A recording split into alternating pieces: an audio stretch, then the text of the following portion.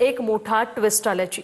मनसे पाठोपाठ ठाकरेंच्या शिवसेनेकडून शिंदेना पाठिंबा देण्यासाठी हालचाली होत आहेत का अशी शक्यता आहे। कारण केडीएमसीतील 7 नगरसेवकांनी ठाकरेंची भेट घेतली। सन्मानजनक प्रस्ताव दिल्यास विचार करण्याचा ठाकरेंच्या सूचना असल्याचं कळते। तर उद्धव ठाकरेंच्या भेटीनंतर नगरसेवक उमेश बोरगावकरांची ही प्रतिक्रिया।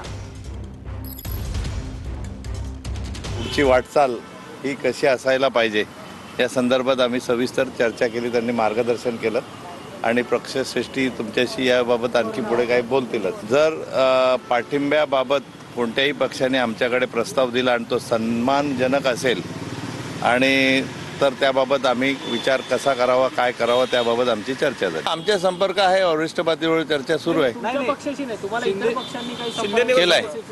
केलं आहे, संपर्कात आहेत ते, वरिष्ठ पातळीवरती चर्चा होत आहे। कशा संदर्भात पाठिंबा मागण्याबाबत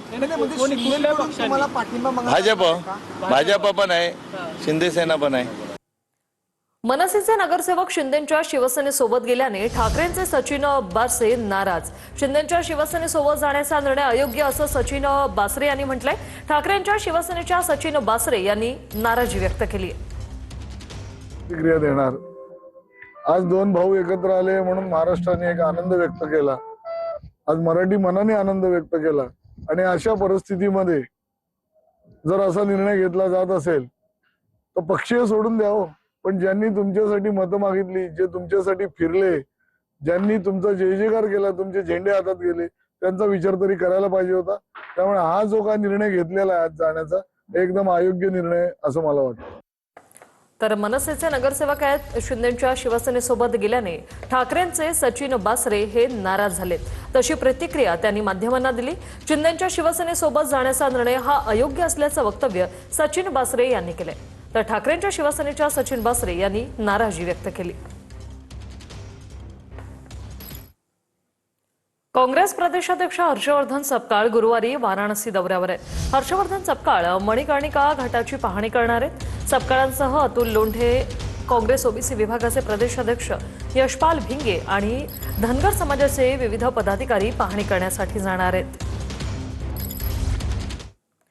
हिंदूंमध्ये फूट पाडण्यासाठी ठाकरेंच्या शिवसेनेनं मराठी कार्ड वापरलं असं संजय निरुपम यांनी म्हटलं।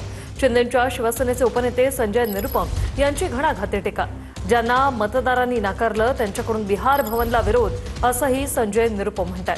बिहार भवनला विरोध म्हणजे मूर्खपणाचं लक्षण, निरुपम यांची टीका।